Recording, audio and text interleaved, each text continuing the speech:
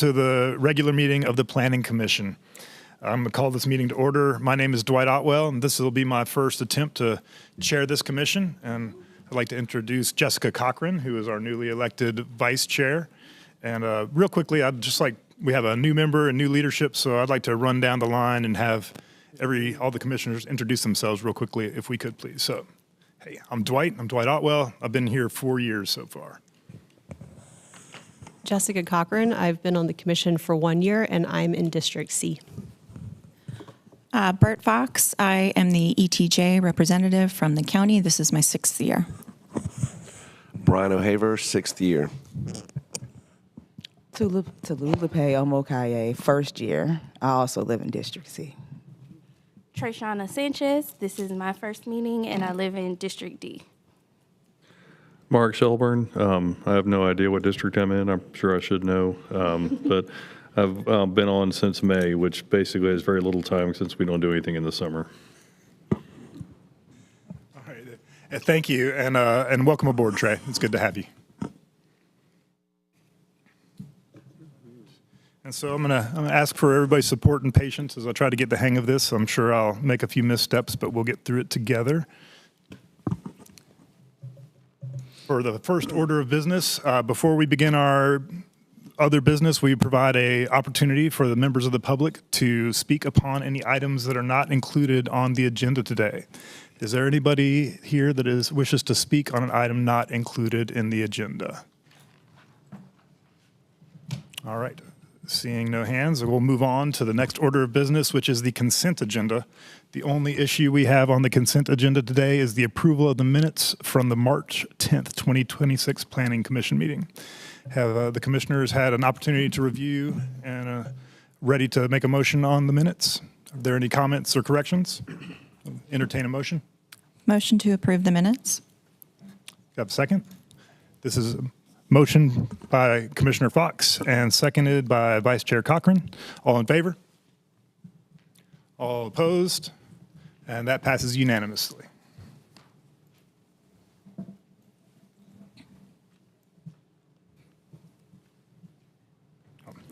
Backing up just 1 second, if you would please.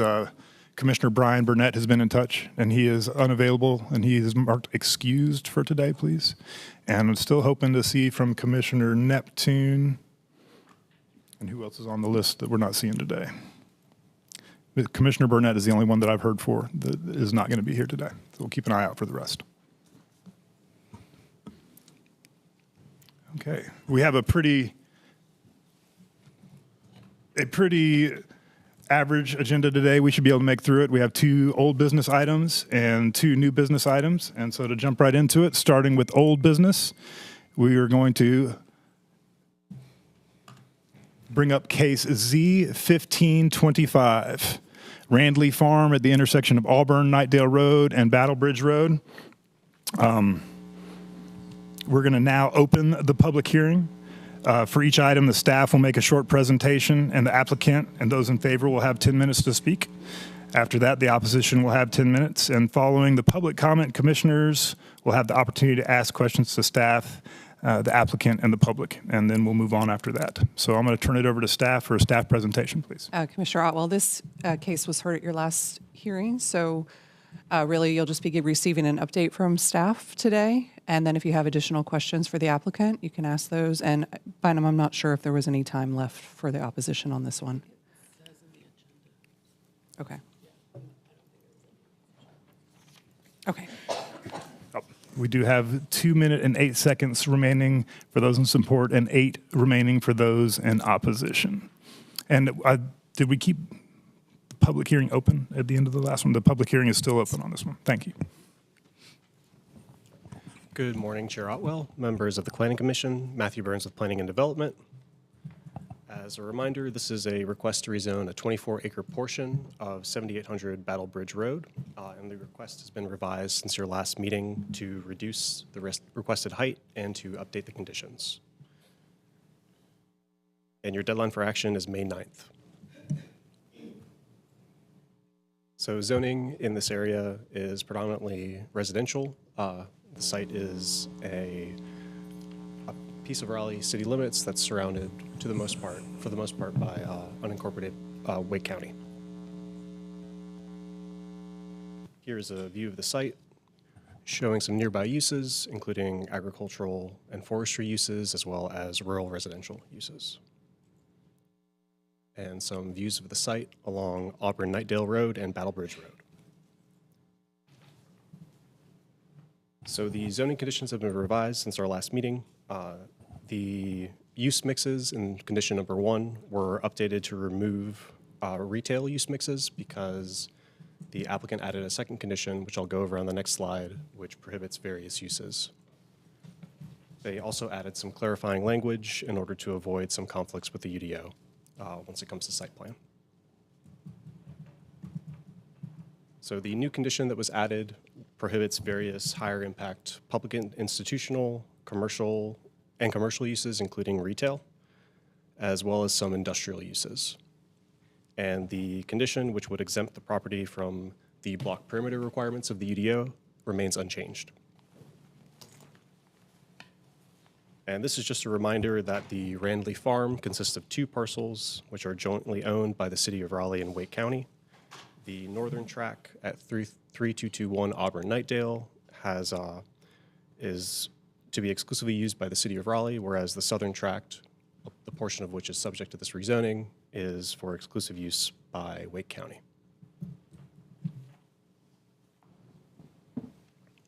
So this table of entitlements and the backup materials, including the staff report, have been updated to account for the changes, which reduce the height and prohibited uses, but the request would still increase residential entitlement, as well as office and industrial, but retail is not prohibited.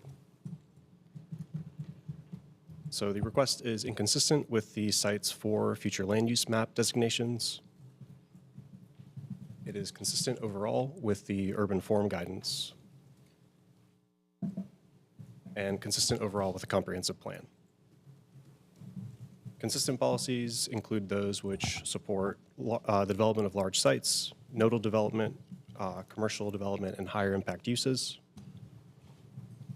as well as the location of industrial areas and community facilities, facilities operations, facility concurrency, and policies specific to the Southeast Special Study Area. And the inconsistent policies cited here are related to the future land use map, fire service, and large sites within the Southeast area. And just as a reminder, if this request is approved, the future land use map would be amended from its 4 designations to public facilities. And that's what it would look like on the map. There are no outstanding issues, and your deadline for action is May 9th. Please let me know if you have any questions.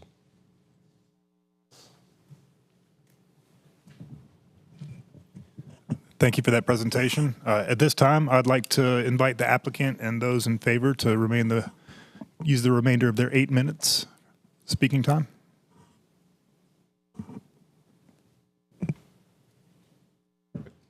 Good morning. I'm Zach Pierce, landscape architect with CLH Design. We're back in kind of bring back this project based on some of the feedback we heard. We have representatives from Wake County government here, and then CLH Design. Again, Matthew, I don't really want to rehash what Matthew did, but we have same site, the same area on the corner. Last time we shared the benefits of and the need for the animal center in this location. We did modify some of the zoning conditions that Matthew went over, and happy to go over any as well. We have a list of prohibited uses that we added for condition number 2. And then the condition 3 was what we had before, it's just renumbered where we excluded the block perimeter. So really, I didn't have much time to have really much to add here today, but besides, we revised a lot of the conditions based on the good dialogue that we had last time. So happy to answer any questions. We'll continue to reserve the portion of your time remaining. Is there anyone in the public that wishes to speak in favor of this application? All right. Is there anybody here that wishes to speak in opposition? The opposition has 8 minutes remaining on the clock. All right. And seeing no one wishing to speak in opposition, I'll bring this back to the table. Let's keep the public hearing open. And if there are any commissioners that had issues and were asking for conditions at the last meeting, if you have any questions of staff or the applicant, now is the time. Please indicate your desire to be recognized. Commissioner Fox.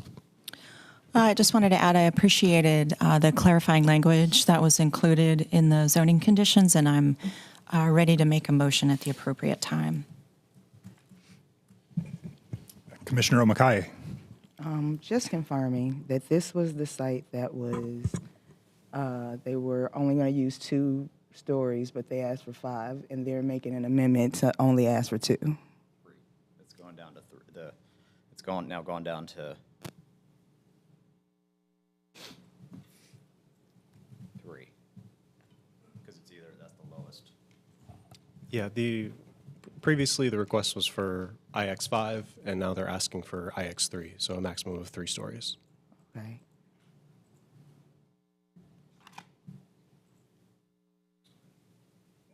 If there are no further comments or questions, let's close the public hearing and bring it back to the table. Entertain a motion at this time. Commissioner Fox. In regards to case Z1525, I move to recommend adoption of the proposed consistency statement dated March 24th, 2026, contained in the agenda materials, and to recommend approval of the zoning amendment. This recommendation also includes an amendment to the future land use map to the extent described in the adopted consistency statement. Second. We have a motion and a second from Commissioner Neptune. All those in favor, please raise your hand. All those opposed? And that passes unanimously, 8-0. Move that screen back. I can't see. Yeah, it is close.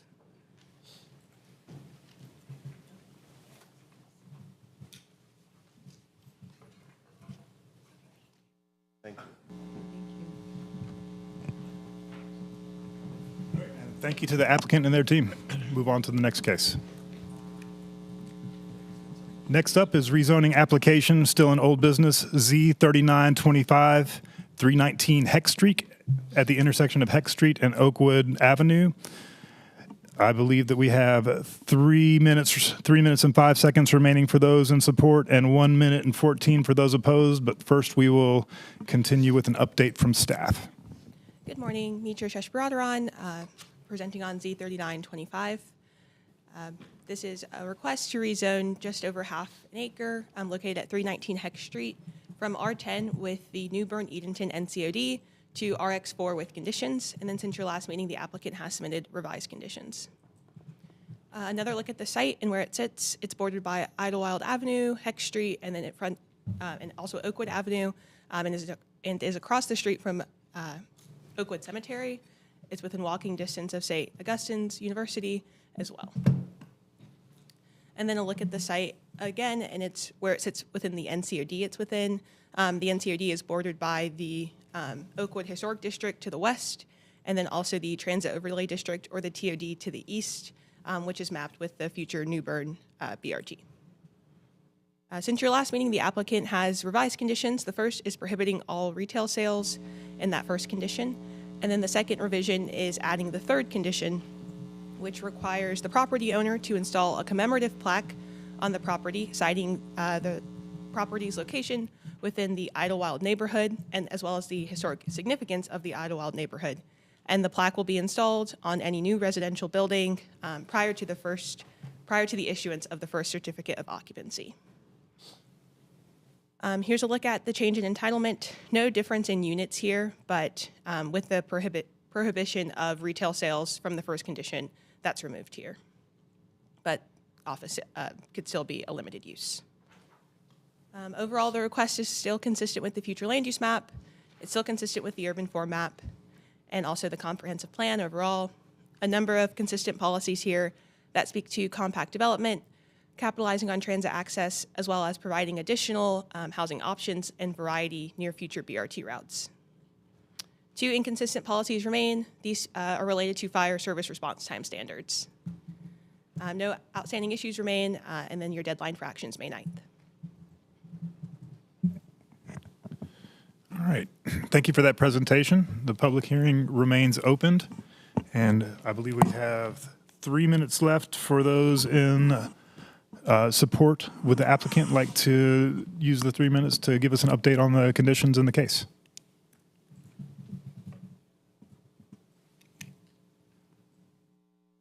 Three minutes and 5 seconds.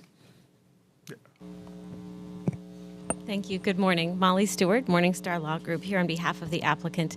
The applicant is on his way. He's had some trouble this morning. He wanted to speak with you all. I will do my best, but I wanted to cover briefly the 3 concerns that we heard last time. First, we heard that retail use was going to be a concern. We have prohibited all retail use on the site. That's in our conditions.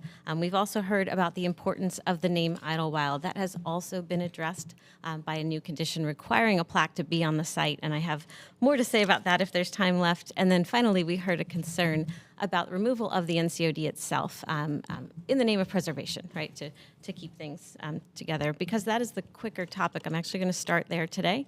That NCOD does a couple of things. It has a minimum lot size, and you see here on this map, this is what's available in Raleigh right now for townhomes on a minimum lot size of 3,000 square feet. Now, this NCOD requires 4,000, so you can see that there are few offerings, and they start at around $460,000. If you take that away and put a maximum 3,000 square feet, again, smaller than what's required on this site, you get a lot of townhome options. And they start about $180,000 less expensive than what would otherwise be available. Also, this is an example of a block in the South Park NCOD that has similar lot size requirements starting at 3,000 square feet. This is the same block a few years later. The result isn't preservation. The result is single-family detached houses.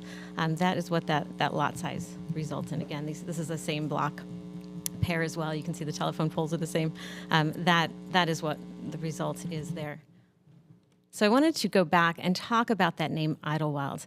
As I mentioned, we have a new condition requiring a plaque because without that name, we have the street name, right? But the neighborhood name, we want to make sure that that doesn't fade and that there's something permanent on the site to commemorate that and to make sure that at a minimum people develop curiosity about it and start asking questions and maybe look into it as a way to preserve that identity going into the future of this site.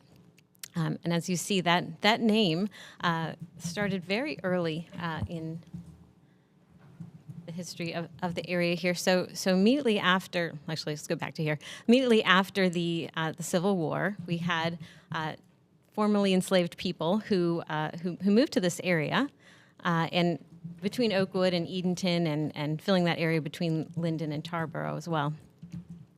And gave it that name Idlewild. That's just an overview of kind of what the lots looked like initially. In this timeline I find especially helpful because you see starting right after the Civil War, we have St. Augustine's founded and really providing an anchor for this neighborhood that became a true self-sustaining neighborhood with businesses, with churches, with St. Augustine's anchoring it as well. And of course with the homes. You see the subdivision happening and it becoming, thank you. Thank you. There is 1 minute and 8 seconds left. Is that what I'm reading here? I'm sorry. I think that if we would like to hear the remainder of that, we can pick it up as a question. I think we should hear the rest of that, to be honest with you. Sorry. How much additional time would you guys like to give? What, 2 minutes? Without objection, let's add 2 minutes to both sides, please. I really appreciate that. Thank you. So right, we just want to make sure that that story is told, that there is a plaque that begins to tell the story. Like I said, really sort of locks it in place there and triggers curiosity as well. As I mentioned, this neighborhood truly what was anchored by St. Augustine's, which was a driver for education in the area and really keeping that neighborhood functioning and together as, the white residents moved away, became primarily a black residential area over time. Still not here looking for, I know that Stuart Cullinan really wanted to share this information with you. He put this together and was very excited about it. in any event. So you see here again, there's a timeline of the campus and of St. Agnes Hospital in particular. For miles around, the only Black hospital that was available to serve this community, and so people coming from quite a distance to use that facility as well, becoming a major employer, and like I said, really sort of driving that commercial success. And of course, we have the families of the neighborhood as well. Obviously can't read through these, but this is going to be important as well. I don't know exactly what is going to be able to be shared on that plaque, but we can say that it will note that the site is within the Idlewild neighborhood and describe the historic significance of that neighborhood, particularly its early history and its founding, and its early subdivision into these residential lots that began to create a community which currently lives on as a current modern community as well, but also has that street name in place. So the more we can do to help focus folks and let them see the history of this site, the more that story can be told, and the more that people will be interested to hear that history as well. So hopefully that is helpful. Thank you. Thank you. And having added 2 minutes to both sides, that leaves 3 minutes and 14 seconds for those opposed. And I ask everybody to be mindful that there appears to be more than one speaker, so please allow time for those coming behind you. Good morning. It's important to preserve the name of Idlewild, but even more important is to preserve the actual neighborhood of Idlewild. There's still many historic houses surviving in this neighborhood. If you take away their zoning protection, it will incentivize people to demolish the houses and redevelop them, which would be a sad loss for our city. This is one of our oldest historically Black neighborhoods. Please deny and preserve this lovely neighborhood. Before you step away, would you state your name, please, for the record? Matthew Brown. Katie Long.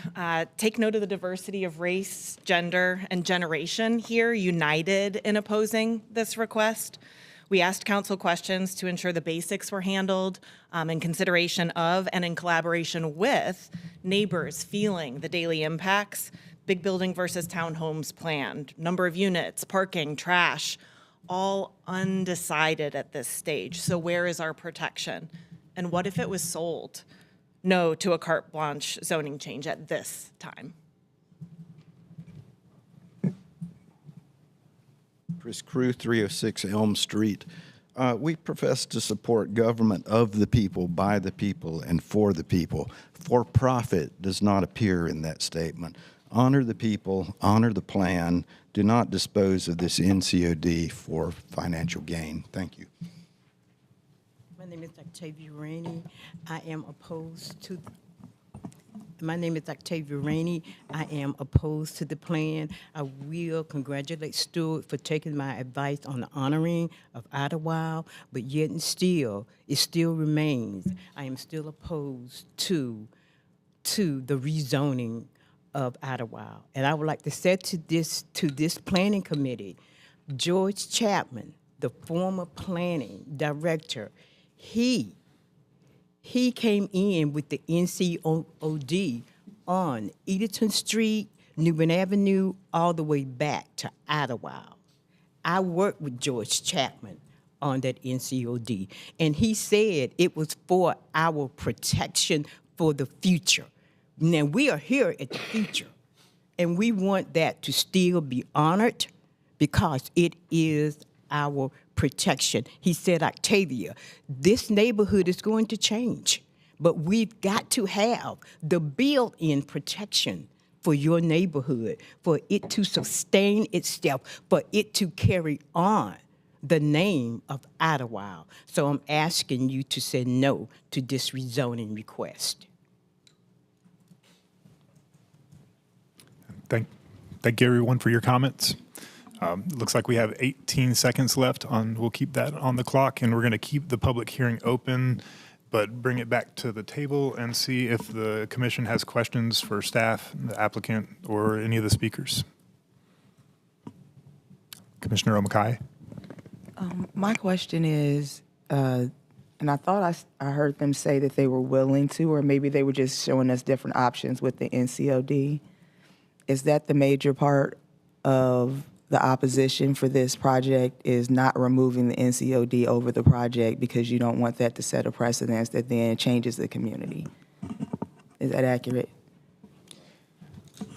Is there a way for the applicant to develop the project while maintaining the NCOD? And we've talked as a commission before about, as much as some people don't like it being important, and I know our last chairwoman made that comment, and a couple other people, I believe, said it. So I'm wondering, is there an opportunity to develop the project and move forward with it without removing that? Yes, please. We're trying to put a little bit more regimentation around comments, asking questions of the public in particular. So let's invite folks up to the podium if you would like to ask them a question, so that we don't get a back and forth to the audience. But you may invite whomever you like. And Ms. Stewart, I think that is an appropriate question. We could ask it of staff as well. Thank you. It's a great question. So the two aspects of that NCOD that do make this potential project impossible are two things. One, the minimum lot size is 4,000 square feet. What you're looking at on your screen is, like I said, the South Park NCOD, and this is a minimum 3,000 square feet. You don't get townhomes in that configuration. You end up with these single-family detached homes that are more expensive as brand new downtown detached homes. Also, in addition to the minimum lot size issue, there's a height issue. And the height, the very small height cap that's in this NCOD would prevent the apartment building type. So really you're leaving folks with two choices: to maintain or renovate an old aging home that is very expensive to renovate or maintain, or to build a brand new downtown single-family detached house. So it takes away a lot of the more affordable options and more dense options here in this frequent transit area. So for those reasons, the NCOD itself doesn't work. Now, we have spoken with some of the folks that are concerned about that overlay, and apparently it's not tied to either of those factors. It's not about a particular height or a particular lot size. It's about the NCOD itself and making sure that it stays there. Just as a reminder, this lot never complied. So it was in its current configuration almost 20 years before this overlay came in. And this overlay doesn't match the existing character of the site. It doesn't match the existing lots along most of Oakwood Avenue in this location. Oakwood Avenue is something different in the area. So that NCOD sort of came in and tried to change what's already here. Thank you. I have a question. Yes. Bear with me, since this is my first meeting. You just stated that with the height cap, this removes affordable options in the area. And because this is kind of my first time seeing it, I did review it before this meeting, but does the proposal plan include affordable units already? So not subsidized affordable units. So what it does, it's sort of the height in particular is the thing that prevents a more standard apartment type building that can be feasibly constructed on land this expensive, right? So it takes at least those 3 stories, and so that's the issue. With 4, we could have more off-site parking, which was another concern we heard from neighbors. So that's where the height issue is. While not providing subsidized affordable housing, it does provide more options than simply either renovating an older house or building a new single-family detached. Okay, thank you.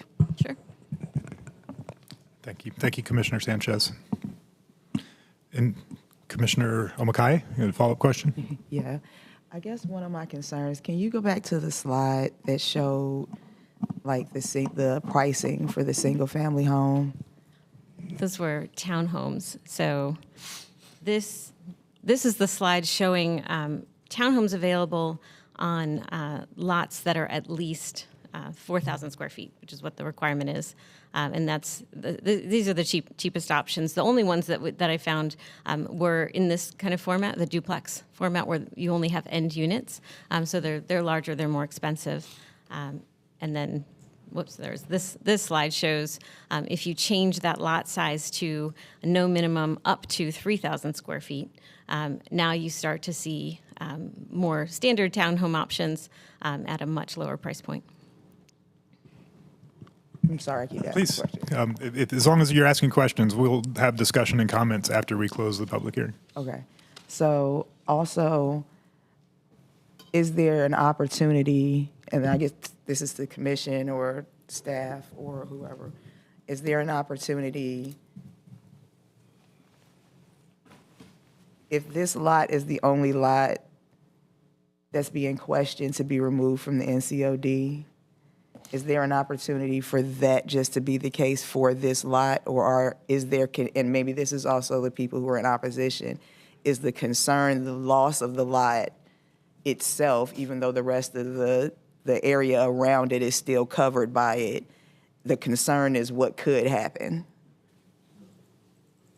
I'm sorry for them.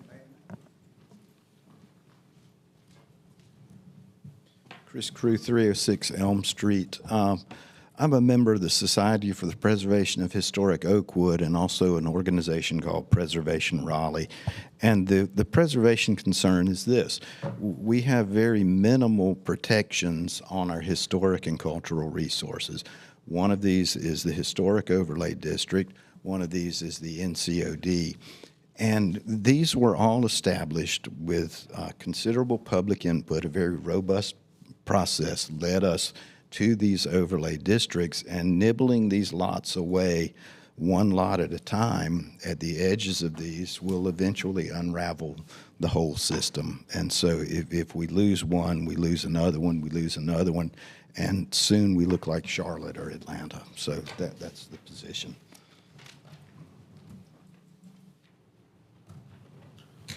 Octavia Rainey, I want to go over this again. When George Chapman was well, he's dead now, and I wish he was alive to be here to speak. We met, and he in the city of Raleigh only initiated 2 NCODs. One was for the West Idlewild Plan, and the other one was for South Park. The reason why he did that, and he told me, he said, because these black neighborhoods are going to go through a lot. These 2 black neighborhoods need protection. They need protection as we begin to go through changes in our planning process. This will protect them regardless of what we go through. It will protect them. Now, I want that honored. That was made by George Chapman, and it was made by the city of Raleigh. And the city of Raleigh has got to stand behind this. This is what they said they wanted to do. This is what they said and said and said. And even before Dempsey Benton became the city manager, he was the assistant manager, and then the manager of the city of Raleigh also agreed those 2 areas would be protected and guided through, because Raleigh is changing, Raleigh is growing, and we gotta protect them. Those were the only 2 created by the city of Raleigh for sustainability. And this planning commission should not go back on the city of Raleigh's word, regardless of what the planning entails. This is wrong. It's wrong from the beginning, and it's wrong to my black community, and if that ever happens in South Park, it's wrong. We have to stand for justice. We have to stand for what is right. And just because it's a new development or you add it on to make changes, don't make it right. It don't make it right. It don't preserve our history. It don't protect us. And you know, we Ms. Rainey, if you would please protected. restrain your comments and address the question specifically, please. Thank you. Commissioner Neptune, you have a question?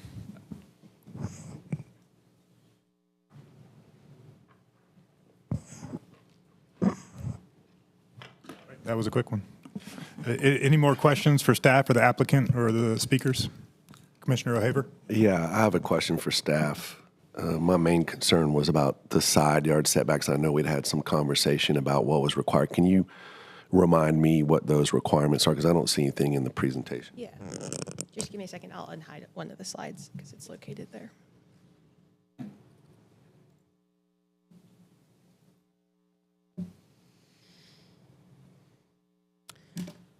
They're listed here. So for the side lot line, it's 0 to 10. But there's a transition yard, I think, if I remember. I think it sort of mooted my point the last time, so I just want a refresher on that. I see.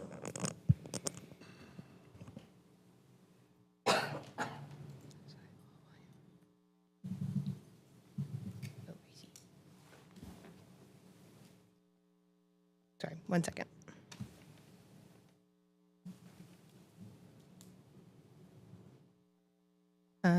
In which, for side street or just, okay. 10. My concern, which has been consistent, are the existing single-family homes that are adjacent. That's my focus. Yes. So for that, it would be 10 feet for side street. Which is basically what's existing now. Okay, thank you. Commissioner Neptune, yes. I have a question. Thank you, Mr. Chair. I wonder if staff and perhaps planning staff could speak to when this NCOD was brought into effect. If we could get maybe a ballpark year or Yeah. time frame. It was effective in 1992. 1992. Thank you. Commissioner Shelburne? Well, and you can just stay up there, sorry. And just to, we hadn't talked about it this morning. I just want to be sure that my recollection is correct before making decisions. This is the site that's got the vacant apartments on it right now, correct? It's an existing apartment building, but they are vacant today. Right, Yes. exactly. And it's how many units roughly? I believe 12. Okay, thank you. Thank you, Commissioner Omakai. Please go ahead. And I think it's because it's on the slide that I'm looking at, and I feel like I'm looking at the right slide. Am I looking at the right slide? Yes, I am. It says, proposed office space, 4,000 square feet.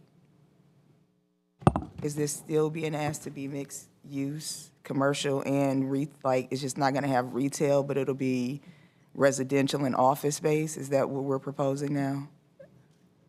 I'll answer for what the UDO says, and then I can let the applicant answer more. For RX districts, commercial entitlement is a limited use, and it has to be incorporated as a ground floor use in an apartment building at the corner of two public streets. So this site is eligible for that, and it can be up to 4,000 square feet. The conditions explicitly prohibit retail, but they do not prohibit office, which is why it is still could be a permitted use here. So it's permitting retail, but not office space? Prohibiting retail, but not office, correct. Office space sound like retail to me personally, but this sounds like a work okay. Are there any more questions from the commission? All right. At this time, we'll go ahead and close the public hearing and bring it back to the table for comments and debate. I would like to remind the commission that applicants have one opportunity to update conditions when you're in front of the Planning Commission, and they have done so between our last meeting and this one. So if there are any further conditions that commissioners would like to see, it would have to happen between now and when it goes to City Council. We can't ask them to come back again with more conditions by policy. Commissioner Neptune. Thank you, Mr. Chair. I just want to briefly thank the residents for joining us this morning. I appreciate the fact that as commissioners, we're all volunteers here. I think doing the best we can to constantly sort of test, measure, and balance, along with our colleagues on staff, that real question of the public good and the public investment with any of these decisions. Obviously, there's a sort of the checkbox questions with regard to, is this aligned with our comprehensive plan? Is this aligned with our future land use maps? But at the end of the day, as we grow and develop as a city, we don't want to grow and develop at the expense of what's made us who we are. And so that's where the question of preservation comes into play and into significant consideration. I was curious about the NCOD and its origin in part because, 92, wow, what a year. It's an effort to preserve and protect our history, which, as a African-American male, deeply sensitive to that conversation.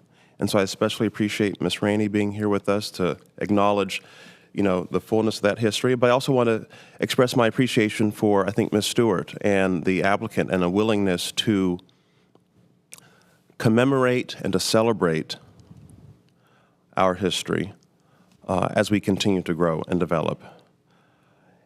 There's a concern that comes to mind when we make these efforts to protect and we see them through, but they're not coupled with investment.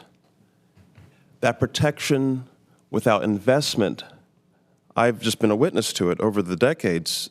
You see protection without further investment resulting in what could become disrepair and degradation in our communities. And so it is this constant tension that I think we all feel, where how do you balance investment and growth while not losing who we are along the way? And so I'm trying to share kind of the thought process that's running through my mind as we consider, okay, again, if this is aligned with comp plan, our comprehensive plan, aligned with future land use, then how are we acknowledging, the public good? Well, Lord knows there's a truth in that we are growing and developing dramatically as a city, and we need places for people to live. So this idea of expanding our opportunity to add to the housing supply, which we know has actually resulted in a capacity to help stabilize rents in this community, making it more accessible, not less, more affordable, not less. That's a good thing.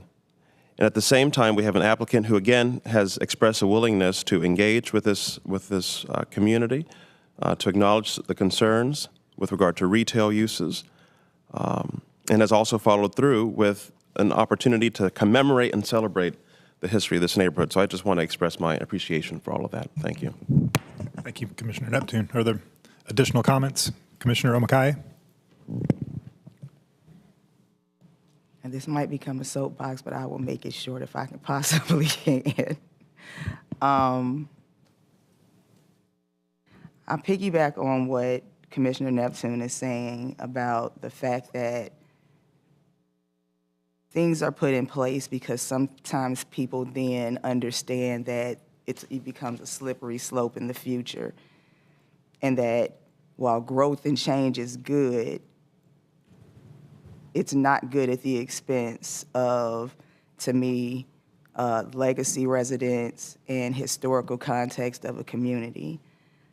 I feel uncomfortable with removing the NCOD and seeing that originally I thought it was going to be all residential, but now seeing, it's like a workaround to the retail of saying 4,000 square foot of office space. And I don't know if that takes away the issues that the community was having about parking and preservation. And while I appreciate all the history lesson and all the research that went into that, my concern of a community being erased and the only thing left of them is a plaque with names bothers me. My concern around not preserving people's ability to have a single-family home that's detached, that's one level. And we had a lot of people here on other projects talking about blocking their sunlight and their ability to thrive with basically having an encroaching structure sitting next to them, and they have a valid point to that. And we understood it then, but sometimes in these areas, in these neighborhoods, we don't get the value of a neighbor that worked hard to earn and gain what they have, to only have it slowly stripped away from them, that in the next 20 years, we're not going to recognize this area, but there will be a plaque and maybe some markings on the ground that show that this is a historical trail, but it becomes a tourist attraction more than it becomes what it's supposed to be, a place for people to rest their head. My also concern is, yes, we're talking about adding to the housing supply, but truthfully, council and the planning commission has approved enough development and planning to meet and exceed the housing need that we have in this city. It's not being developed because we don't control that. What we control is people buying land, rezoning it, holding it, selling it at the highest value, and then there's no way for us to look back and regulate any of the decisions that we asked them to make at this point. So to be honest, I have an issue with this project. I appreciate the fact that they said, well, we're just gonna take the retail away but add office space, which to me is the same thing. I appreciate the client's due diligence to learn the history of this community and want to preserve it on a sign, but I would rather it be preserved in truth and not just in spirit. And I think that I want to see us have a retreat, to be honest, because I think there's a conversation that we could have, and I'm not offending anybody, hopefully, about implicit bias when we make these decisions and not accept how important, and then there's no affordability added to it in a community that needs it, but we're going to put office space and take them out of a protective zone, and it can eat away at a community that is historic, that is right next to Oakwood, that has culture and community and history that another part of the community has lost because of all of this rezoning and development. So I truly still have concerns with this project. Thank you for your comments, Commissioner Omakai. Commissioner Sanchez, please. I also want to acknowledge both of the other commissioners and saying that pretty much I feel the same way. I have a difficult time with it not protecting the historic legacy of the neighborhood and the citizens that currently live there. I have concerns with it not increasing the affordability and it pricing out the homeowners that live in this neighborhood. And again, gentrifying another predominantly black neighborhood in Raleigh. I don't agree with removing the NCOD as well, so I'll keep it short. Thank you. Thank you, Commissioner Sanchez. Commissioner Shelburne. Just offering a contrary perspective that preserving the physical characteristics of a neighborhood, and in this case, being vacant, empty apartments, makes it even more stark. But just the general notion of just saying we're not going to change the physical layout of a neighborhood doesn't mean you keep the neighborhood like it is. We've seen that all over the country. The most stark example of that is the Haight-Ashbury neighborhood in San Francisco. If you go back far enough in time, it was extremely diverse, had a wide range of population that lived there, but they froze it in amber, and now it's nothing but rich white people. See another example of that even just down the street here in Chapel Hill. They did the same thing. They froze their town in amber, and it's now basically an active retirement community, again, for rich white people. And I think we need to look at that representative example and look at that as a potential reality that we all have to face, that we can't preserve who lives in a place by not letting the area change. And that the way to prevent gentrification is actually to allow housing to get built, because otherwise what you have is slow, quiet gentrification, and people don't notice that or fight that because it's small in each instance, but it happens. And it's a real threat. And the way to prevent and slow down that threat is to allow the supply of housing to meet the demand. Thank you for your comments, Commissioner Shelburne. Any more comments? Ask you to keep them brief since you've already had one set of comments, please.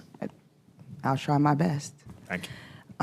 I agree to a degree, but I believe that is part of why the housing and rent has kind of started to decrease, because we have approved more housing And it doesn't always have to be affordable because it's supply and demand, and that's simple economics.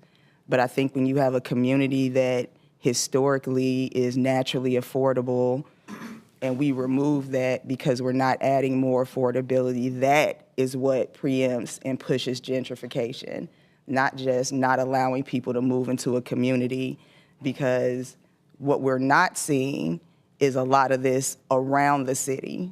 What we are seeing is a lot of this in one part of the city, and that is what concerns me. That is gentrification. Unfortunately, I don't know who quoted this, but gentrification is when white people want affordable housing. So it's not gonna happen in North Hills. We had somebody come here last month and say there's plenty of room up New Bern where this needs to take place. That was not an isolated thought. That wasn't a Freudian slip. That wasn't something that he just thought. That is the conversation. And that is why we're often seeing things like this. And it's not on New Bern, but it's New Bern adjacent. We get what they're saying when they say that. So that is a concern. And sometimes when it comes down to it, culture and people have to be put before profit, especially when that building is not adding to support the people that's in that community. Thank you, Commissioner Omakai. Are there any more comments? So at this time, I would like to entertain a motion. Somebody be willing to bring one forth?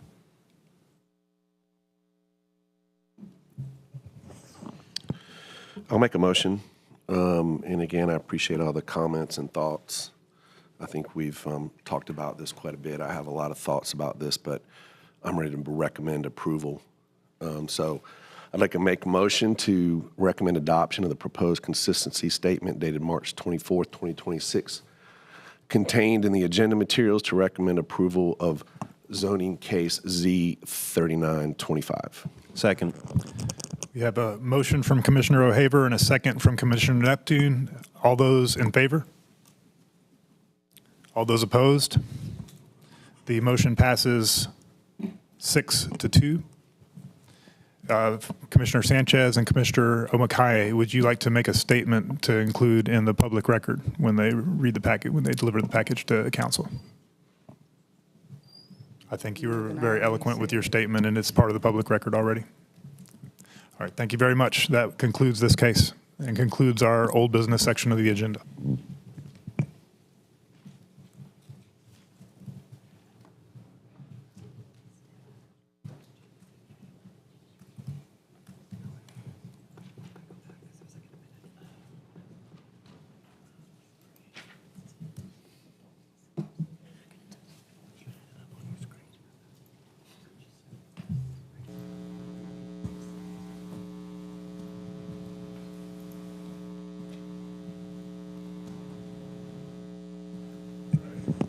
Okay, that brings us to new business. Next up, we'll have rezoning Z3525 Ligon Mill Road, north of Lewisburg intersection. We will be hearing a presentation from Hiram Marziano. Good morning, Hiram Marziano. Thank you. Z3525. This is 7929 Ligon Mill Road.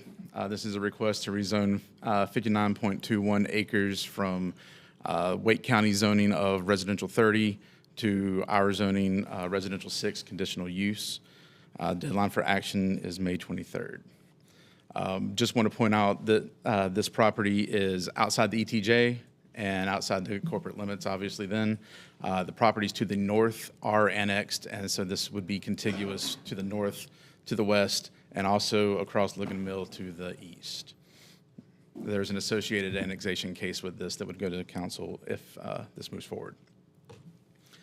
Zoning in this area is predominantly residential.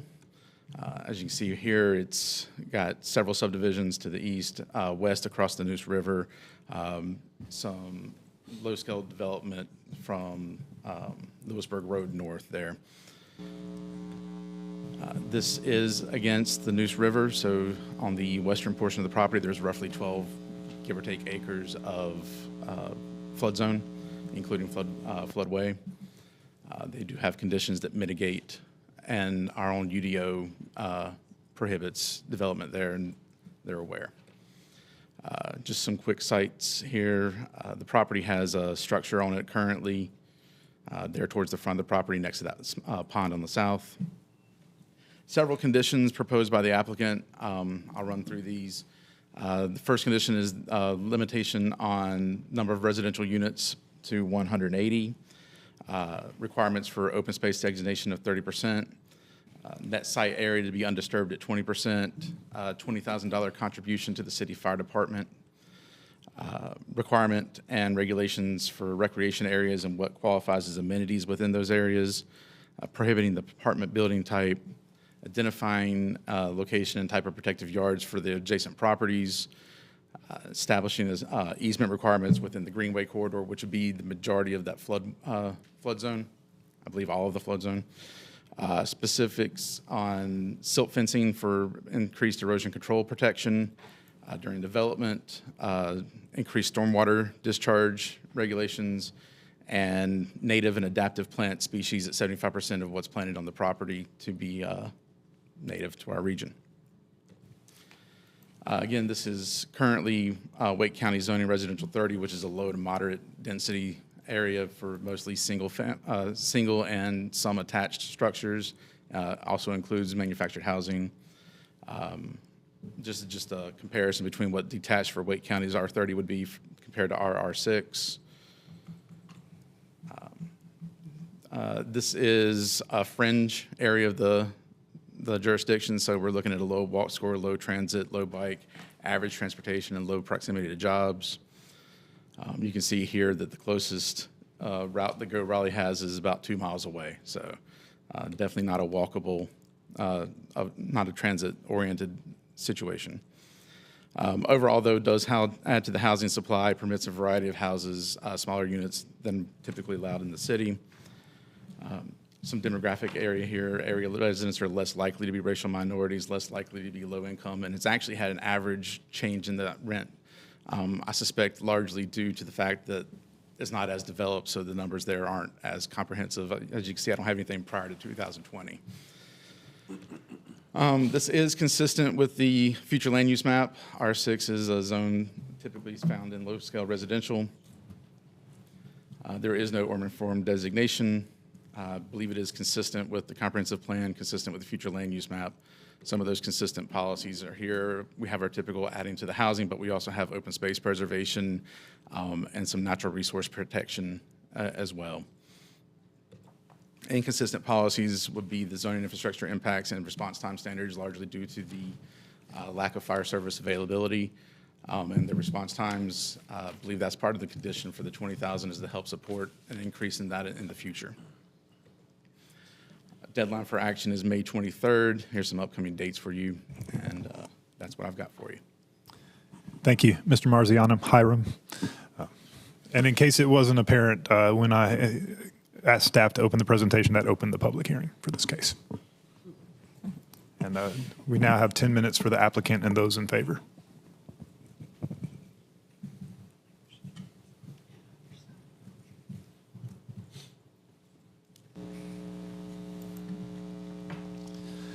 Good morning, Mr. Chair, members of the commission. I am Collier Marsh with Parker Poe at 301 Fayetteville Street here on behalf of the applicant. We have a number of members of our development team with Pulte Homes, Underfoot Engineering, and Kimley Horn, all here to answer any questions you may have. Hiram covered this one pretty well, and so I'll just hit a couple of the high notes. But again, we've looked at the site. It's about 60 acres, currently in Wake County's jurisdiction. The annexation isn't before the Planning Commission, but I know within this district we've had cases that had a more involved annexation discussion. I bring this slide up to show you that this isn't one of those controversial cases. We are adjacent to the city limits. So there's the site to the north that's zoned R10 and RX with planned dense residential development apartments. And you look at the context, that gray kind of shaded area is the city of Raleigh limits. This isn't one of those cases where it's creeping out further and further into Wake County. Instead, we've got a gap there that's starting to be filled, and it's a necessary gap because the city's already providing services to this area, and so you want to be more efficient in your provision of services. So this does avoid some of those more difficult discussions we've had on other cases. Always like to start with the future land use map and talk about the city's vision for an area. We're low density residential, it calls for R2, R4, R6, In some parts of the city, it calls for RX zonings and even considers things like town or apartment uses. In this case, what we're requesting is an R6 conditional use, so spot on with what the future land use map calls for. The list of conditions here, I would start to say that this is based on established precedent from cases in this area. I've done a number of zonings in this area, and we've kind of come up with a list to address all the concerns, but recognizing that we've got several members of the Planning Commission that weren't here for those cases and don't have that history, I did want to point out just a couple of reasons behind why we have these conditions in this part of the city, what concerns they help to address. In short, there's a number of stakeholders that have spoken out with their concerns, and we've worked to address those with each of the cases in the area. We've got a max unit count that helps to provide assurances for neighbors. We've had good neighbors in this case where we've met with them directly and had just good friendly discussions and worked with them to ensure that they're comfortable with our project, but also informs traffic in the area. We know kind of in these growing parts of the city where there's a lot of constraints on existing roads, informing the maximum number of units helps to ensure that we know what the traffic impacts realistically are during the zoning stage. This is an area where we recognize there's a need to build housing, but we want to make sure that as we're building housing, we're being smart about it, setting the right precedent. So if we're encouraging density in these outlying areas, we want to encourage the right type of density with open areas, open space, preservation of the natural environment. And so we've got a number of conditions to address that with 30% of the site designated as open areas. So that's any area outside of lots and right-of-way, and so outside of privately owned property. But to further fine-tune what that space is, at least 20% of the site is going to be undisturbed, untouched by this development, and maintained in its natural state.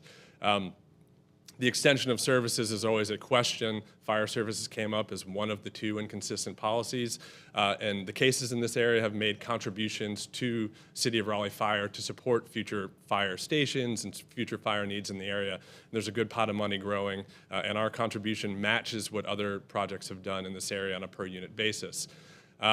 Just to pause on that one inconsistent policy and how we address it with that contribution. The other inconsistent policy is about connections of utilities. This project will tie into the project to the north. It's going to have apartments and townhomes. And so we are making those connections. They don't exist today. So it's kind of a, yes, we're inconsistent today, but at the time of development, that policy is addressed. Open spaces, again, address park service questions, comments, concerns to ensure that in areas that don't have sufficient park access, that we're providing sufficient private parks for the residents of this community. And so we've added commitments to have programmed open space, ones at least an acre in size, to make sure that residents in this community are sufficiently served by the community itself. Apartments are prohibited to address neighbor concerns, but also to address fire service concerns.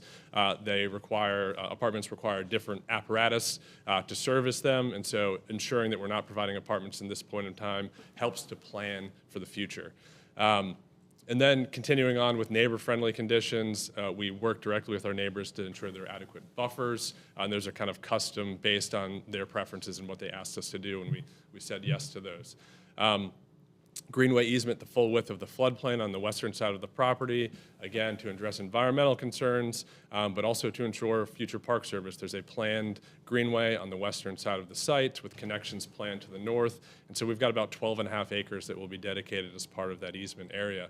Along those lines, because we are near the river there, we have super silt fencing, which was requested of us, and that will help to ensure erosion control during construction, and then enhanced stormwater controls up to the 25-year storm upon completion of the project. So there has been an established precedent, but there's good reason for all of these conditions. We've met all of them, and so the project is overwhelmingly consistent with the comprehensive plan. The minor inconsistencies do get addressed upon completion of this project. So with that, we've got a number of members of our team here to answer any questions that you may have. Thank you. Thank you for the presentation. We'll reserve 4 minutes and 17 seconds for those in favor. Are there any here in opposition to this project? All right, moving on from public comment. We'll keep the public hearing open and bring it back to the table. Commissioners, if you have any questions for staff or the applicant, now is the time. Commissioner Neptune, please. Thank you, Mr. Chair. A question for transportation staff. I'm just curious if you could speak to present and future plans for investments in bus, multimodal transportation? I mean, in other words, I appreciate this investment in potential future housing, but I also understand, I mean, there are some significant constraints on the current infrastructure there with, what's already been plenty of growth. So I'm just curious if you could speak to present and future transportation-related plans, bus, multimodal, car, et cetera. Thank you. Right. Yeah, so I'm going to look at, right now there's no transit service nearby, no pedestrian facilities either. This is kind of on the outskirts of town starting to develop. I'm not aware of any current plans for increasing bus service out there. What does come to mind, there is a major NCDOT project just south of the site at the intersection with Lewisburg Road. So currently Mitchell Mill Road and Legan Mill Road kind of form that intersection with Lewisburg. That is going to be rearranged to create what we call an offset intersection. So there will be, instead of a four-way intersection, Mitchell Mill will be redirected to the west, and that'll create a T intersection. Legan Mill will be realigned to the east, and there'll be another T intersection. So the purpose of that is mainly safety and improving traffic flow. So that's the main planned project we have in the area right now. I don't recall any near-term plans, at least for increasing transit service. And of course, with this development and the development north that was mentioned, if those are Tier 3 site plans, they'd be required to install multimodal facilities on their frontage in accordance with the UDO. Thank you. Of course. Thank you, Commissioner Neptune. Commissioner Mackay? It says in your plan that apartments are prohibited. Why is that? So, several reasons. One, as I think was just stated, without transit, sometimes that's not the best use. But the main driver for that is because of fire service in the area and just the different. Fire service has been one of the main topics of discussion in prior projects, and you need different equipment. And when there's not adequate levels of service, that puts more strain. And so ensuring that this project isn't going to add to that by bringing apartments that are more difficult to serve, we made that commitment. What's the current fire response time for the adjacent neighborhood? I'd ask staff to answer that. I don't know that offhand. Anybody know? I don't have the specifics for the actual neighborhood. I have the fire report that was given to us for the general area itself. It's part of y'all's staff report in the packet, but it looks like response times vary between 4 minutes and 15 minutes based on which company is responding from which area. That's a wide gap. And is this rezoning being rezoned for mixed use, or is this strictly residential? It's residential. So no Residential offices or retail? Only what we allowed through the table of uses for residential, so it's going to be primarily just residential uses. Interesting. Thank you. This is District B. Keep track. Is that a hand, Commissioner Fox? I know it's a hand. Is that a question? It is a hand. I have two. No, I was just going to acknowledge there was only one inconsistency, which I identified, which staff also identified, which I had questions about. That was in terms of the response time standards. But I do acknowledge conditions are intended to mitigate that, and then also the contribution to the fire department is an attempt at mitigation there as well. So seeing no other inconsistencies at the appropriate time, I'm ready to make a motion. Thank you, Commissioner Fox. Are there any more questions for staff or the applicant? Commissioner O'Haver. Thank you. I also want to commend the applicant for the thoughtful conditions. We hear a lot of this, so I appreciate that. My one question is about that existing pond. Is that jurisdictional? Is there any Are there any plans for that, protection for that? I'm just curious. I'm going to have Rob Rudliff with Pulte come up. Hi, Rob Rudloff, Pulte Homes. There's no current plans to, to do anything with the pond. I mean, sometimes I will say during our permitting process, we tend to hear from dam safety, right? And, in which case, sometimes when you build a road downstream of a pond, it, causes the dam or the pond to become high hazard, in which case it would need to be addressed. That's something we'll work through during the permitting process with them. Sometimes, the ponds are breached and drained, or sometimes, dams are rehabilitated. But yeah, those are the two options, I guess. And just to add to it, when we evaluated the conditions and we looked at open area and undisturbed area and just looking at the yield here, that was an area that we envisioned not being disturbed. Thank you. If there are no more questions for staff or the applicant, I'll close the public hearing, bring it back to the table. Are there any comments or if the commissioners would like to debate at this time? Or if not, I'd be happy to entertain a motion and move this forward. Commissioner Fox. In regards to case Z3525, I move to recommend adoption of the proposed consistency statement dated March 24th, 2026, contained in the agenda materials, and to recommend approval of the zoning amendment. Second. All right, we have a motion from Commissioner Fox and a second from Commissioner Neptune. All those in favor? All opposed? And that passes unanimously.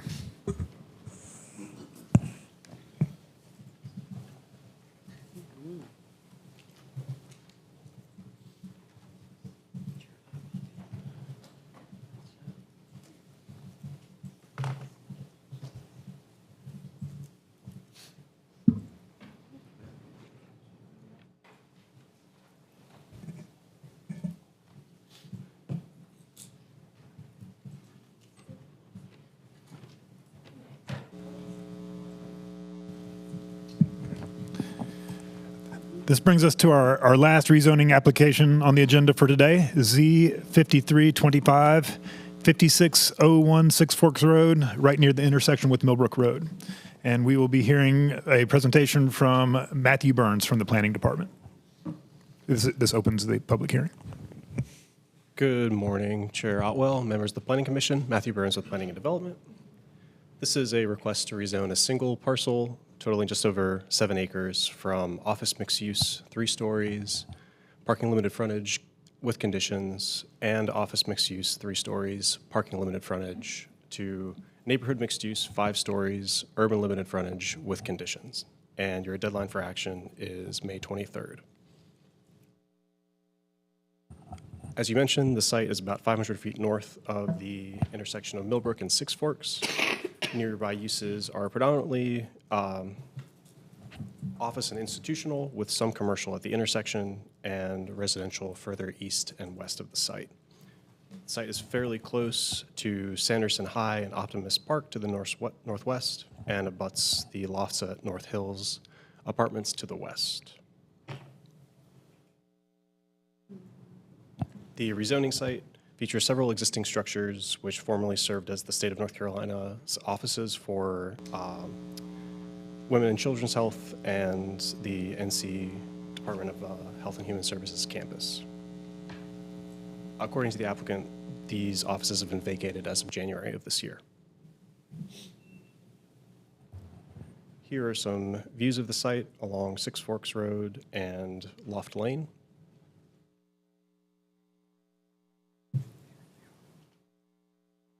The applicant is proposing 2 zoning conditions, the first of which would prohibit various uses otherwise allowed in NX, and prohibit grocery stores. And I'll note that the backup materials lists an additional condition which was removed in response to staff comment after publication of the agenda. So the request would increase entitlement for residential and retail uses. Office would remain about the same after rezoning. And that increase in residential is due to the increased height and In terms of retail, retail is subject to limited use standards in the office mixed use district, but fewer standards in neighborhood mixed use. The sites within the boundary of the Midtown Area Plan, which includes policies that focus on walkability and other transportation needs, creating new public spaces, improving infrastructure, and reducing emissions. So this map on the screen, map MT1, provides land use and urban form guidance for the Midtown area, and the rezoning site is located kind of at the top of the map, northwest, and recommends a maximum of 5 stories of height for the site, as well as an urban limited frontage, both of which the applicant is proposing. The second map in the Midtown Plan, map MT2, provides transportation recommendations. However, none are located on nor front on this site. The site has an above average walk score, an average transit score, and above average bike score, below average transportation costs, and above average access to jobs. And the site is served by Go Raleigh Route 8, Six Forks, which connects downtown Raleigh to the Six Forks Stations Shopping Center and has 30-minute service frequency during peak hours. It's also served by Route 23L, the Millbrook Connector, which connects Crabtree Valley to Capitol Crossing and has 30-minute service frequency on weekdays. The request would add to the housing supply, does not include subsidized units, would permit a variety of housing types, and is within walking distance of transit.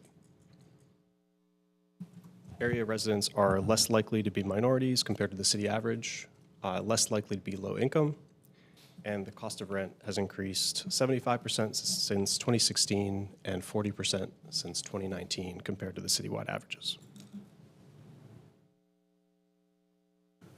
The requested NX and the height is consistent with the neighborhood mixed use designation on the site and guidance per table LU2 in the comprehensive plan, as well as the Midtown Plan.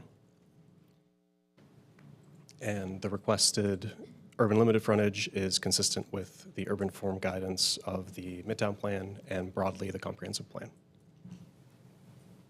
So overall, it's consistent with the comp plan, consistent with the future land use map, and consistent with the urban form map. And consistent policies are related to future land use map and zoning, mixed use development, development along corridors, mixed-use centers, and commercial development, as well as commercial nodes and uses, and housing opportunity and variety, and mixed-use retail, and as well as zoning consistency with the Midtown Plan. And staff did not identify any inconsistent policies with this request. There are no outstanding issues, and your deadline for action is May 23rd. Please let me know if I can answer any questions. Thank you, Mr. Burns. We will now allow 10 minutes for the applicant and those in favor to speak.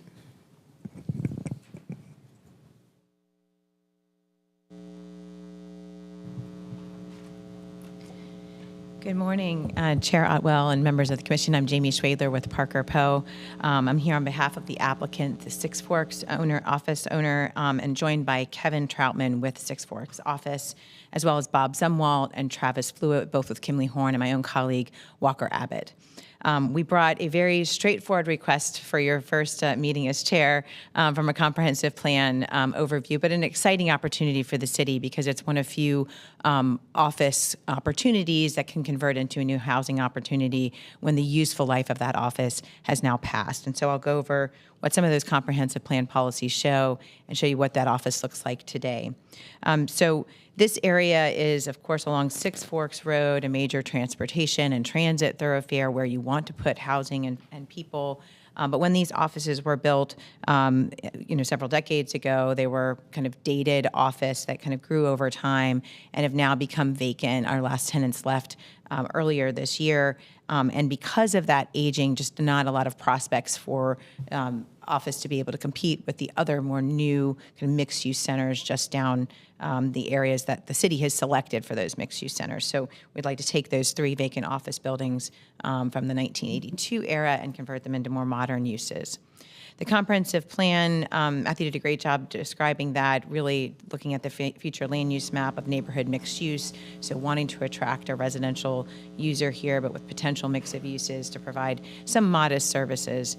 What we'd like to do here is to attract a multifamily developer to be able to build apartments along this area and have something that's both walkable and near other amenities such as the school to the south and the other existing services that are around this intersection.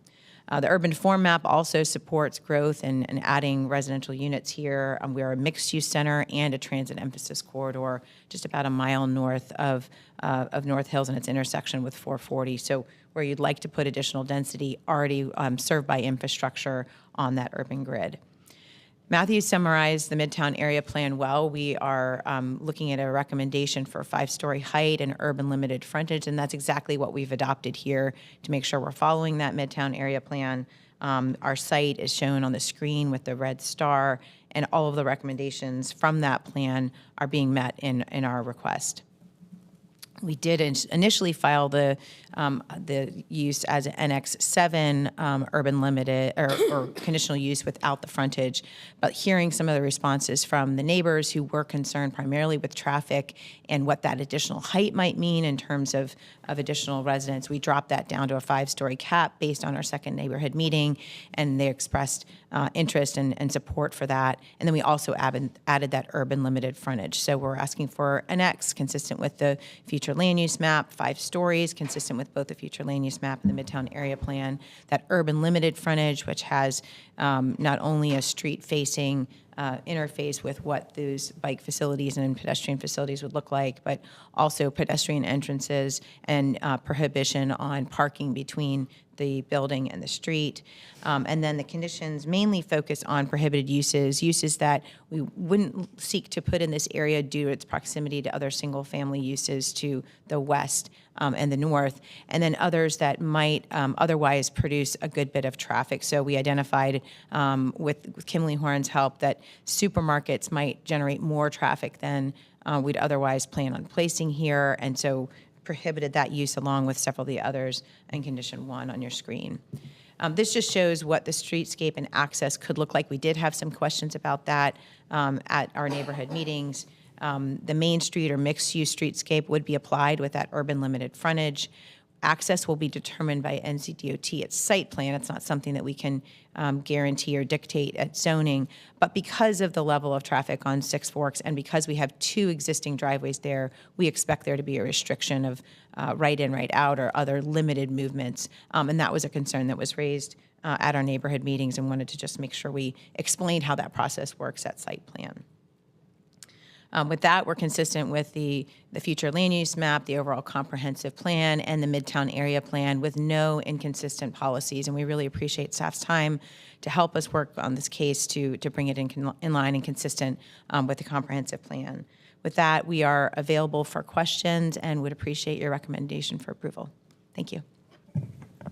Thank you for your presentation. Were there any other members of the public that would like to speak in favor of the project? Right. Seeing none, are there any members of the public that are here to speak in opposition to the project? All right, we will keep the public hearing open and bring it back to the table. Invite commissioners to ask questions to staff, the applicant, and any of the speakers that they need information from. Commissioner Fox. I have a question for staff related to improvements on Six Forks Road or not. My only concern with this case was related to pedestrian and cyclist safety along Six Forks, which I acknowledge that infrastructure would be part of the site plan review process. But I'm just curious if staff could elaborate a little bit. I know there was a capital project on Six Forks, and then there wasn't, and then there was again, and then there's not. What's the status? Yes, I'll clarify that. And I forgot to introduce myself earlier. Carter Robertson with Transportation. So there's been a lot of discussion about the Six Forks Road corridor recently, most recently at the Transportation and Transit Committee with City Council. The main points that were discussed there were pedestrian improvements along the corridor, but then also this inconsistency across the corridor in the number of lanes, the widths of the lanes. And so our staff is now working with partners at NCDOT to try to correct some of those things. To talk about the project that has changed a lot over the past few years, I believe it was originally supposed to be all the way from Rowan to the south, just north of that North Hills assemblage that came through recently, all the way up to Lynn Road. I believe a few years ago it was reduced because of cost escalation to Millbrook Road. And so that was going to be a full widening. This past summer, transportation staff came back to council to give an update. Costs continued to escalate, and so the widening was removed from the project. And so those funds were reallocated.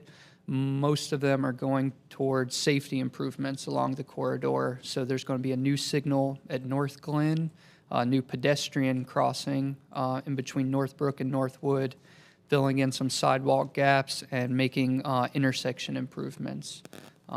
So that's where the project lies right now. In terms of where this site lies, that's one of those inconsistent areas where southbound there's only 2 lanes. And as Jamie showed on her slides, this is supposed to be 3 lanes, northbound and southbound. If this comes in as a Tier 3 development, they'd be required to give that right-of-way. And I believe that was a main component of that cost escalation that resulted in the scope being reduced for that project, is acquiring that land to build the road out. Thank you. Of course. Are there any other questions? Commissioner Omakaya? Where's the nearest grocery store? Okay. Thank you for that. I think we got it. Yeah, thank you. Any other questions for staff or the applicant? All right, we'll close. Commissioner O'Haver, are you preparing or you have a question? Preparing. All right, excellent. All right. Sorry. I'll close the public hearing now and bring it back to the commission table for discussion and motion. So are there any discussion, points of comments? Well, then I will open the floor for a motion. Commissioner O'Haver. Thank you. I move to recommend adoption of the proposed consistency statement dated March 24th, 2026, contained in the agenda materials, and to recommend approval of zoning case Z5325. We have a motion. Is there a second? Second. Second from Commissioner Fox. We have a motion and a second. All those in favor? Opposed? And that passes unanimously. And I think Commissioner Neptune counts as a yes. No? No vote? There's no vote. There's 0 votes. Okay. He's just not here. Okay. Yeah. So it's 7 votes total. Okay. Yeah.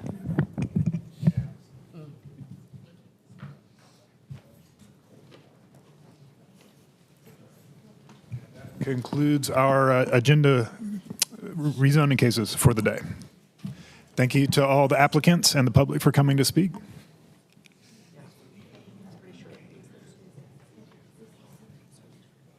Yeah. Well, it's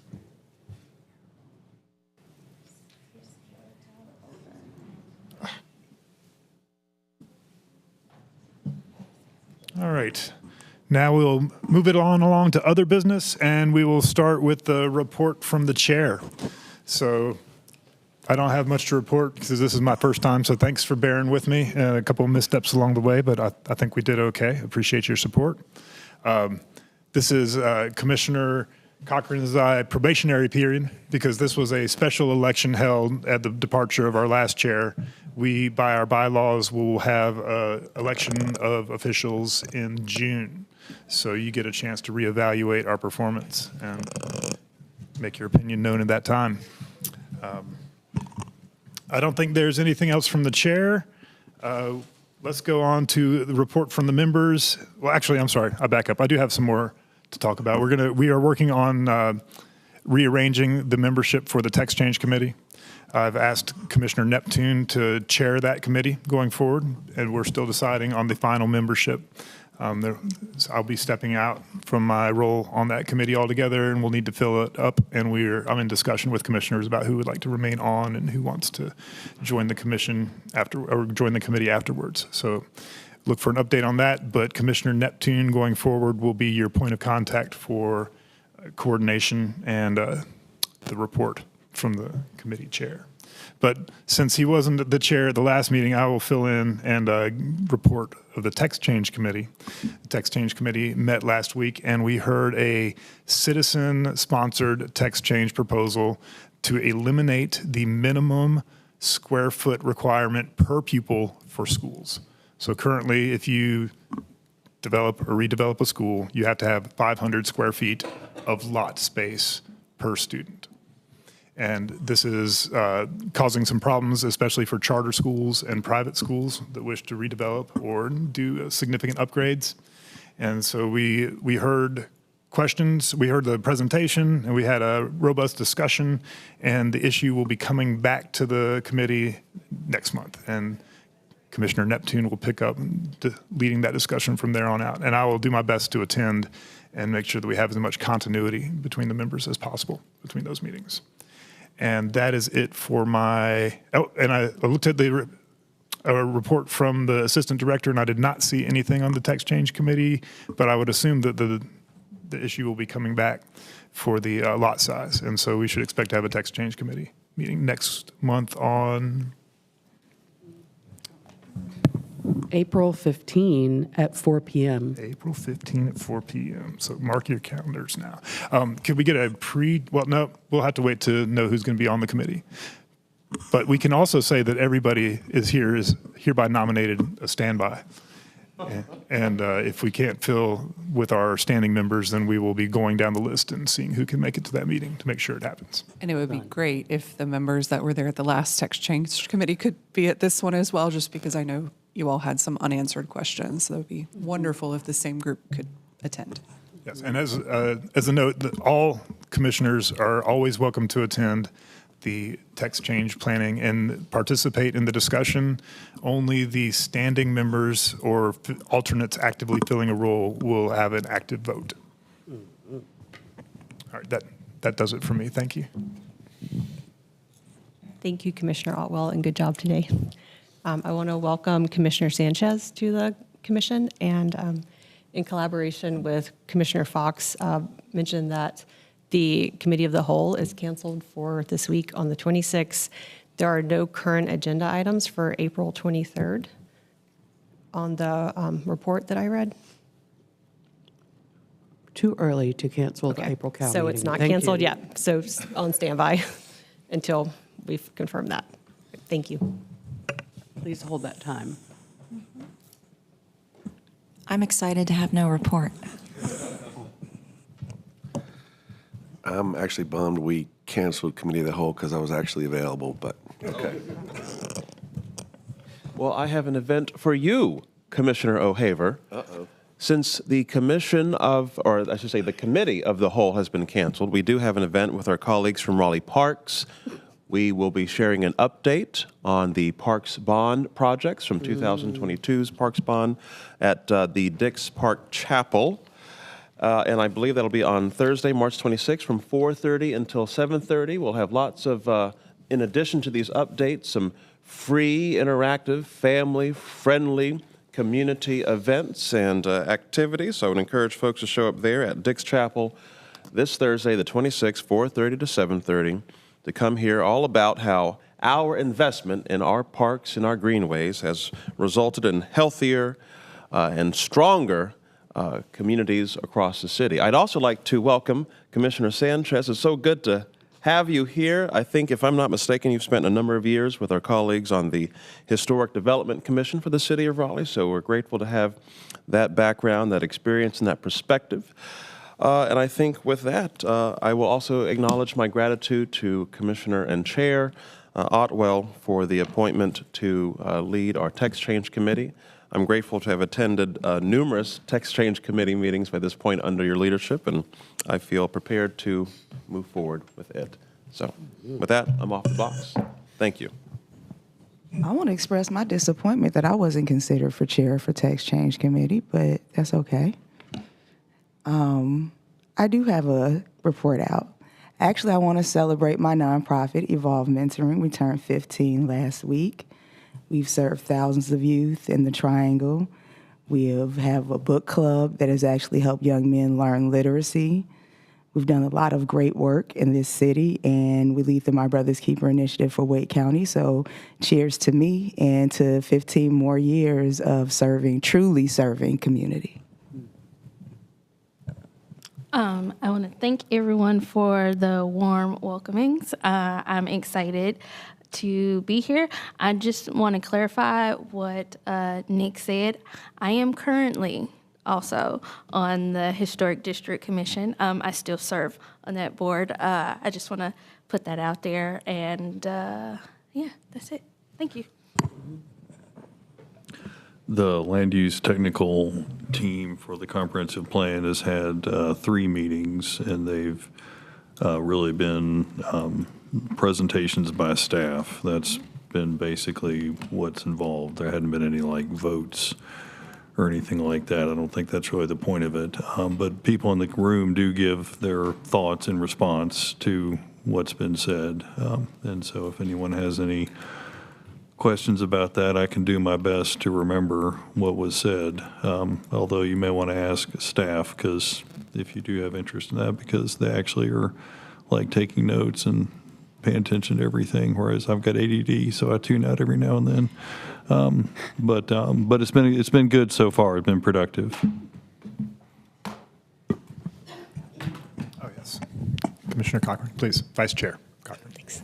One more report from the Nash Square project. There's ongoing public engagement opportunities, so if anyone is interested in participating and giving feedback, please let me know, or you can let Commissioner Neptune know. He's also involved in this project, but it's going to be ongoing conversations soliciting the community's vision for Nash Square, and it's a really great opportunity to add some texture and value to the new municipal building. So I would encourage you to at least provide online input if you can attend in person.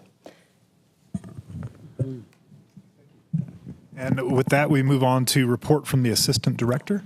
Right, thank you. Again, I also want to offer a very warm welcome to Commissioner Sanchez. We're so glad to have you on the commission. Reminder that if you are not able to participate in a meeting, please email planning.commission@raleighnc.gov so that we know who's not going to be here. We have a good sense of quorum. Text change meeting April 15. COW not meeting this month. April COW, a possibility still. And congratulations, Chair Otwell, on a meeting well run. Question, was Commissioner Walters able to communicate his inability to be here due to a professional obligation with the Urban Land Institute? I may have missed it, or my spam filter may have caught it, but I'll double check. I did not hear. Okay. I suppose for the record, that's where he is. That's fair. And thank you. And if there are no other issues for the good of the order, I will adjourn this meeting.